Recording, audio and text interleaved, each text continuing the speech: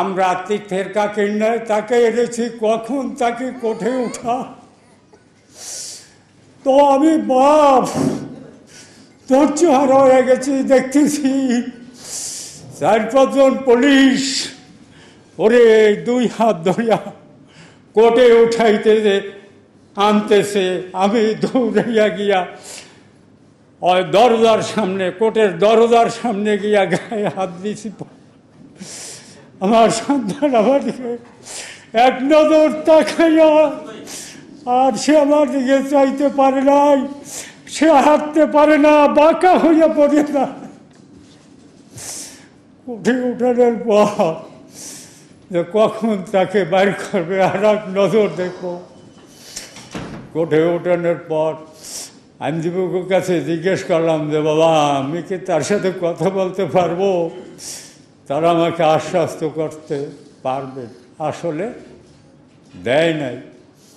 যাই হোক, কোর্ট থেকে যখন আবার বের করতেছে তখন আমি সাংবাদিক, ইউটিউব, ফেসবুক আলা যারা ছিল, পুলিশ প্রশাসনের যে লোকজন ছিল, তাদেরকে সরাইয়া আমি আমার ছেলের মাথায় গায়ে হাত দিয়া, তার এই গায়ে গেঞ্জি হাত দিয়া দেখি তার হাতটা কালো হয়ে গেছে। তার শরীর স্পর্শ করার পর স্পঞ্জের মতো অনুভব করতেছি। তার আমি পিঠের এই জায়গায় গেঞ্জিটা টানি, আমি নিজেই, পুলিশ আমাকে তখন কিছু বলে নাই, আমি ফাঁক করে দেখছি তার সর্বশরীর জর্রা জর্রা হয়ে গেছে। কেন, কি অপরাধ? রাজনীতি করাটাই কি তার অপরাধ ছিল? যদি থাকে, বাংলাদেশে যদি এরকম আইন থাকে তাহলে সকলের রাজনীতি বন্ধ করে দেব, আপত্তি নাই।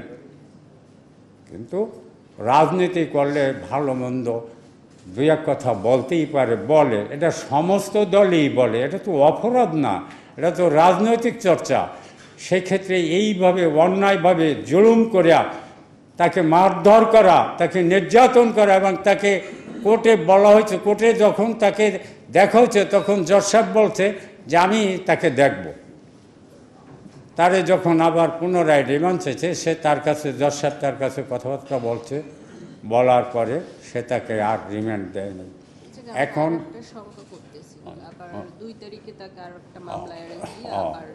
এবং আগামী 2 তারিখে তার আরেকটা মামলা আছে। আমি তো গ্রামের মানুষ, এত সব তো জানিও না আর বুঝিও না, তো সেটা নাকি কোন আদালতের বিষয়, একটা কেস, সেটার ওই 2 তারিখে তার একটা, আমি বলতে চাচ্ছিলাম ওইটা কালকে রবিবারে হবে।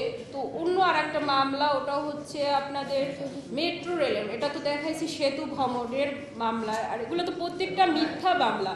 তো ওই জায়গায় তাকে আবার নাকি অ্যারেস্ট দেখায় তারা কোর্টে উঠাবে। তো আবার রিমান্ড হয়তো ওটা শঙ্কা করতেছি, আবার রিমান্ড হয়তো যেতে পারে ওরা। তো একটা মানুষ অলরেডি এতটা শারীরিক টর্চারের পরে, সে অলরেডি এতটা অসুস্থ, সে মানুষটাকে যদি আবার রিমান্ডে নেওয়া হয়, তো ওই মানুষটার অবস্থা যে কি হবে আমি জানি না, তার জীবন না যে শঙ্কা করছি। তো আপনাদের মাধ্যমে শুধু যারা প্রশাসনে আছে তাদেরকে জোর অনুরোধ করতেছি যে তাকে আর রিমান্ডে আপনারা দিয়েন না, মানে তার জীবনটা অন্তত আমাদের কাছে ভিক্ষা দিন, মানে তাকে সুস্থভাবে অন্তত আমার 2টা বাচ্চার মুখের দিকে তাকায়, মানে আমি আর কিচ্ছু চাই না। প্রয়োজনে ও রাজনীতি করতে হবে না, আমি ওকে রাজনীতি করতে দিব না। আপনারা শুধু ওকে একটু এই টর্চারটা ওর উপরে বন্ধ করুন। এই মিথ্যা মামলা দিয়ে একটা মানুষের উপরে শুধু যার চাই সেই বুঝবে, ছাড়া অন্য কেউ হয়তো এইগুলো অনুভব করতে পারবে না।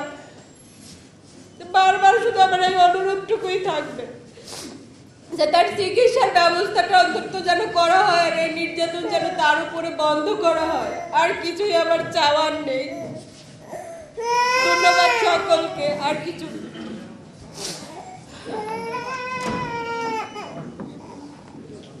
সর্বোপরি আমি আপনাদের সাংবাদিক ভাইদেরকে অনুরোধ করব, আমরা যেই কথাগুলো পেশ করছি আপনারা সবাই ইনশাল্লাহ এই কথাগুলো আপনাদের পেপার পত্রিকায় এটা ছড়ায় দেন, যাতে করে দ্বিতীয়বার যেন ওকে আর রিমান্ড না দেওয়া হয়।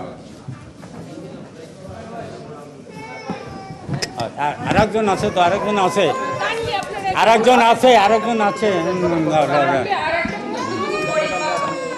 মানে আপনাদের সংবাদ সম্মেলন কাইন্ডলি যদি একটু শুনতেন আপনারা। ভাই প্লিজ একটু বসেন, আপনারা একটু বসেন প্লিজ।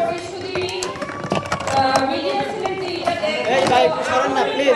মাধ্যমে আমি আপনাদের সংবাদ সম্মেলনটা করতে চাচ্ছিলাম। এই ভাই বসেন।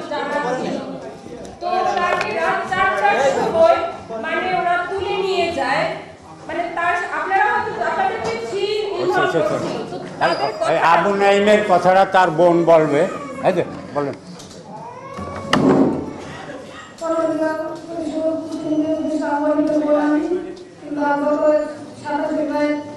একটা 50